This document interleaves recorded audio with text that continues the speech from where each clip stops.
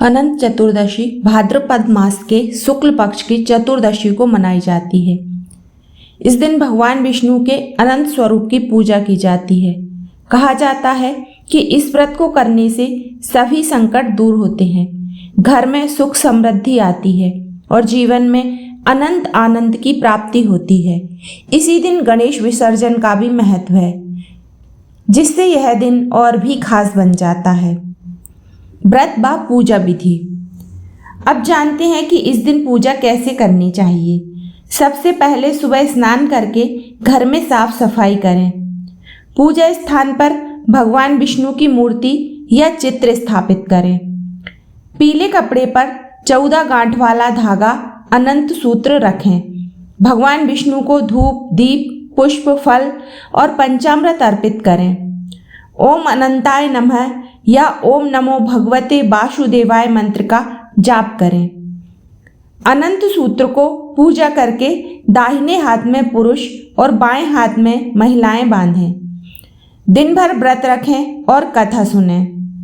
अनंत चतुर्दशी की कथा। बहुत समय पहले की बात है, एक ब्राह्मण थे जिनका नाम सुमंत था। उनकी पत्नी का नाम दीक्षा था। उन्हें एक पुत्री हुई, सुशीला। दीक्षा का जल्दी ही देहांत हो गया। सुमंत ने दूसरी शादी की और नई पत्नी का नाम दीक्षा रखा, परंतु यह सौतेली माँ सुशीला से बेहद कठोर व्यवहार करती थी। समय बीतता गया और सुशीला विवाह योग्य हुई, तो उसका विवाह एक ऋषि कुमार कौंडिन्य से कर दिया गया।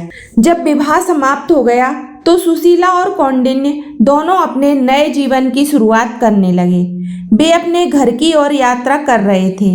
रास्ते में उन्होंने देखा कि बहुत से लोग नदी किनारे बैठकर पूजा कर रहे हैं। सुशीला को जिज्ञासा हुई और वह उन महिलाओं के पास गई।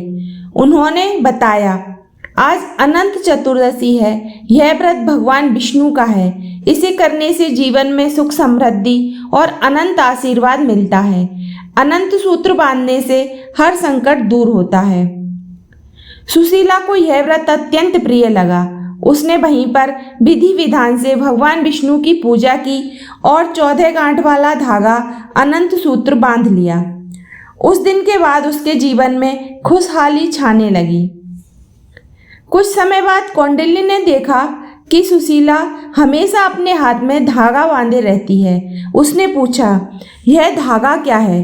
क्या किसी तांत्रिक या किसी जादूगर ने तुम्हें दिया है?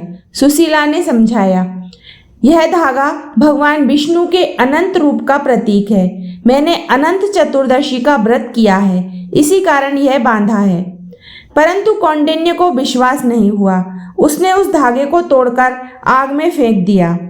धागा फेंकने के कुछ ही समय बाद उनके जीवन में परेशानियां आने लगीं। आर्थिक तंगी, झगड़े, मानसिक दुख, घर में क्लेश, सब कुछ बिगड़ने लगा। तब कौंडिन्य को एहसास हुआ कि उसने बहुत बड़ी गलती कर दी है।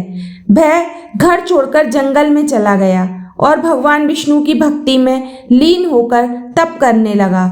भगवान विष्णु प्रकट हुए और बोले, हे कौंडिन्य, यह सब तुम्हारी परीक्षा थी। अनंत सूत्र को तोड़कर तुमने अनंत का अपमान किया, लेकिन अब यदि तुम श्रद्धा और विश्वास से यह व्रत करोगे तो तुम्हारे सारे दुख दूर हो जाएंगे। कौंडिन्य और सुशीला ने पुनः श्रद्धा से अनंत चतुर्दशी का व्रत किया। भगवान विष्णु प्रसन्न हुए और उन्हें अनंत सुख समृद्धि और शांति प्रदान की। भगवान के व्रत और नियमों का अपमान नहीं करना चाहिए। श्रद्धा और विश्वास से किए गए व्रत का फल हमेशा मिलता है। अनंत सूत्र भगवान विष्णु के अनंत स्वरूप का प्रतीक है, जो जीवन को सुरक्षित और सुखमय बनाता है।